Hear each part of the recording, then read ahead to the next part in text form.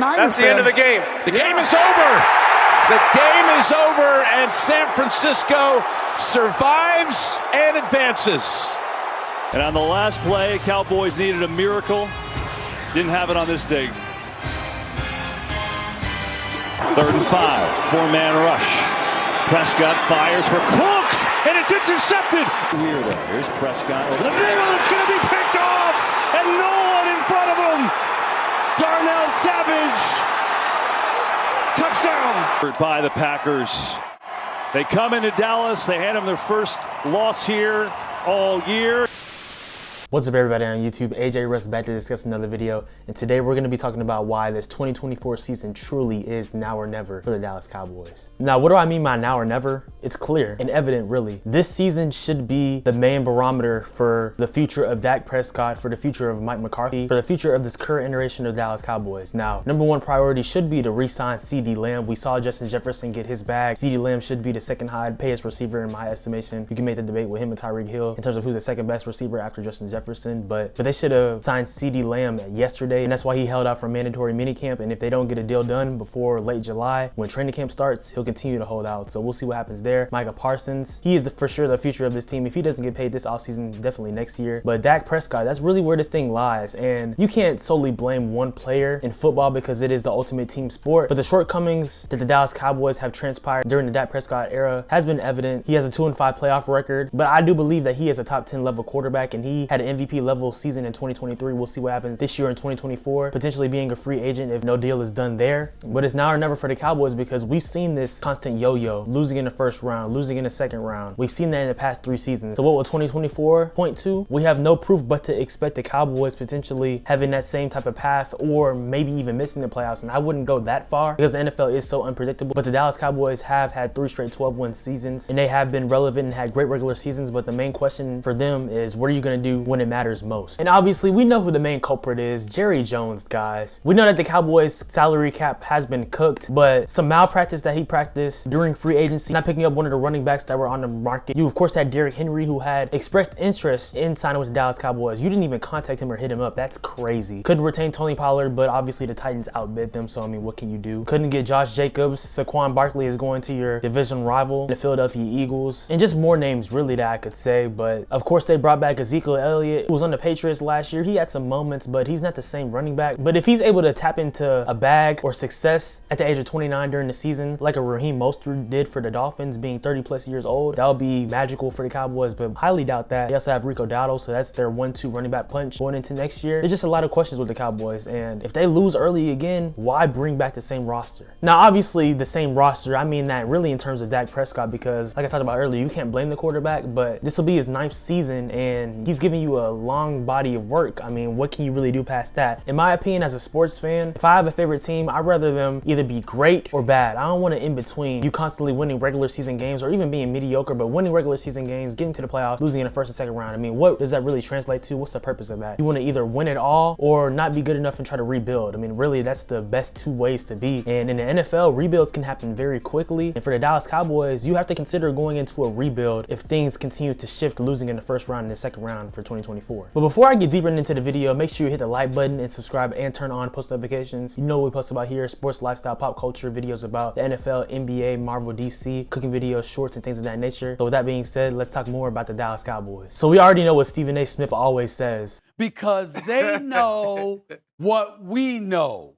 What can go wrong will go wrong. And it's actually crazy though, because it does seem like that a lot, man. Like, it just seems like the Cowboys are cursed at times. But talking about a football standpoint, they do have one of the more talented rosters in the league. They did lose a lot of people in free agency. They lost their center Tyler Biadasz. They lost Tyron Smith, who's an offensive tackle there, going to the New York Jets. They lost a few defensive guys going to the Commanders, where of course their former defensive coordinator Dan Quinn is now the head coach of there. So they have to make up some things from there, most definitely. They have a new defensive coordinator in Mike Zimmer, who was in the organization previously in the early 2000s, former head coach of the Vikings. He's brought a few few guys like Eric Kendrickson. So their defense, I think it should be better. The main thing for them is stopping the run. I know they also signed recently one of the better linebackers in the UFL, Willie Harvey Jr., so that'll help them. And then also, a lot of people haven't been talking about this player, Demarion Overshown. He would have been a rookie last season. He had a strong training camp in 2023 and preseason before he got hurt and tore his ACL, not being able to play in the 2023 regular season. He's going to be a huge factor for the Dallas Cowboys defense in terms of them stopping the run and just being the type of player who can devastate offenses on both levels, on the second level being a linebacker and also just creating havoc. So stay tuned for him. He's going to be nice. And of course, you have Micah Parsons, one of the top 3 to 5 pass rushers in the league. Trayvon Diggs will be back healthy, him and Deron Bland. Really, a great thing for the Cowboys would be to bring back Stephon Gilmore. He's still a free agent. I don't understand why you don't bring him back. Yes, he's a little bit older, but he has been pretty durable. He's won a Defensive Player of the Year, and he's also been a Super Bowl champion. So why don't you try to retain him? I don't know. The Cowboys, they usually don't do logical things, and by the Cowboys, really, I mean Jerry Jones and Stephen Jones. So who knows what they're thinking there. They have Mozzie Smith, who was their first-round pick last year, defensive tackle from Michigan. He really had an underwhelming rookie year, but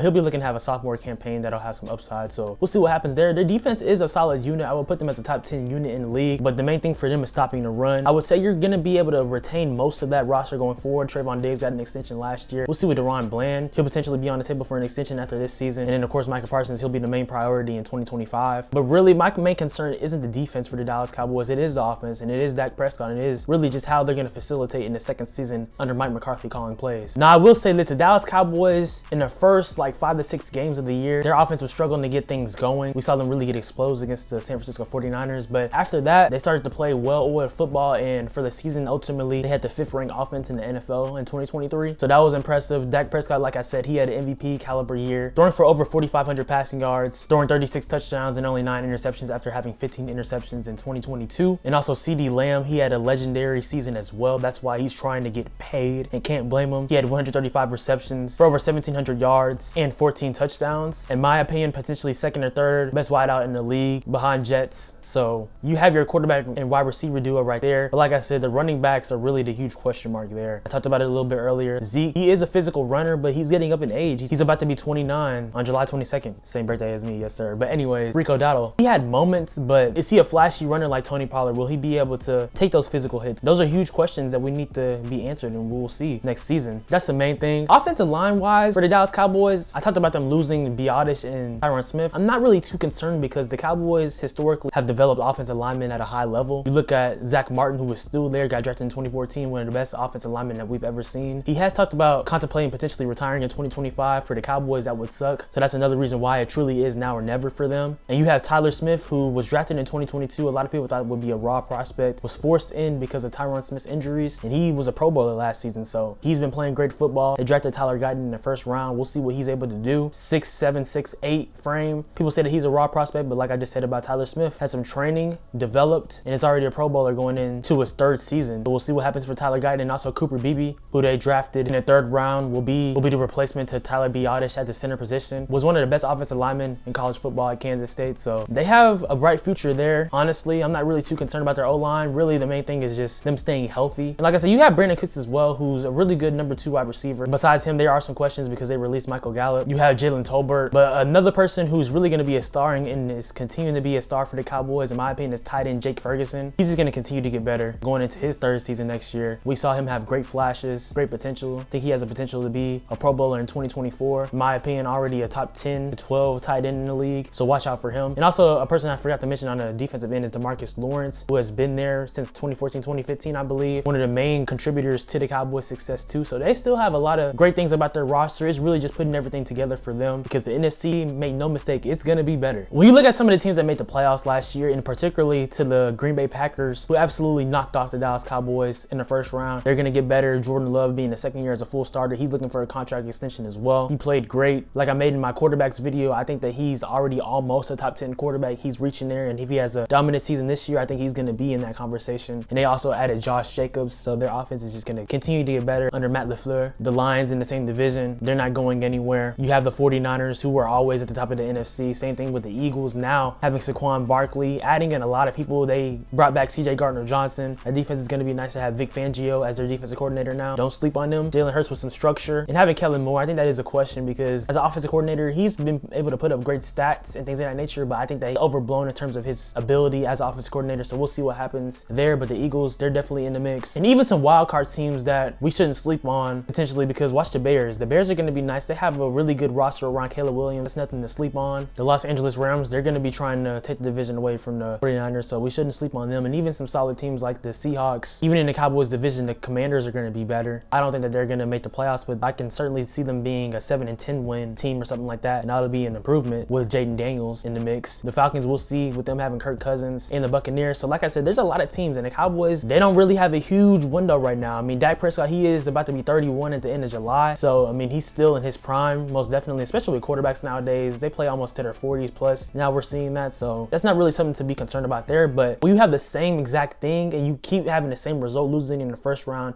and the second round each and every year, and then also having some seasons where you've missed the playoffs, I mean, you're just in purgatory. You're constantly doing the same thing, and that's actually an insane thing to do. You need some type of retooling or a rebuild, and we hate saying that word in sports, but ultimately you have to be down and out before you can prosper and win it all. And they haven't done that in almost 30 years. I was born in 2002. I definitely haven't seen them win at any significant level in my lifetime. I will say this though, I mean, obviously it's important to win and get to later rounds, and that's what I'm saying in this video, because if you just continue to come short, I mean, what are you gonna do? But I think people really make a huge deal over people making the conference championship or the Super Bowl, making it.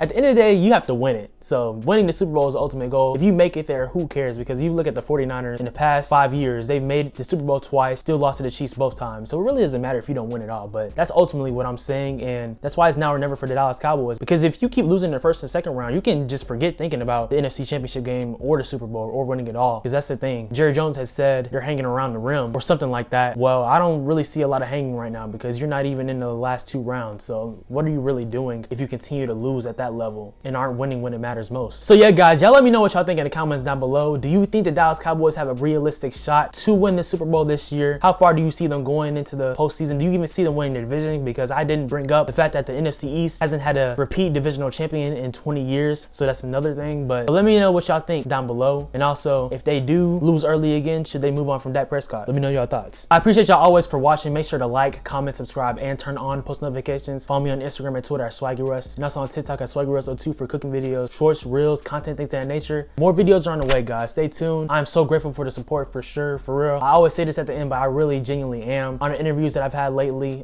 really, we're just on the way to becoming a sports journalist now. Like y'all know, I finished college, things of that nature. So the sports media, being an analyst for the NBA and NFL, we're on a journey near, and I'm just letting God lead the way. Everything's gonna happen when it's supposed to. So like I said, I appreciate y'all always. I will continue to post on here, trying to 2 to 3 times per week always. So yeah, y'all stay tuned. Hope your June is going well, almost July. Continue to enjoy summer for y'all who are in school, teachers, all things of that nature. Y'all be blessed. God loves you. Y'all have a good one.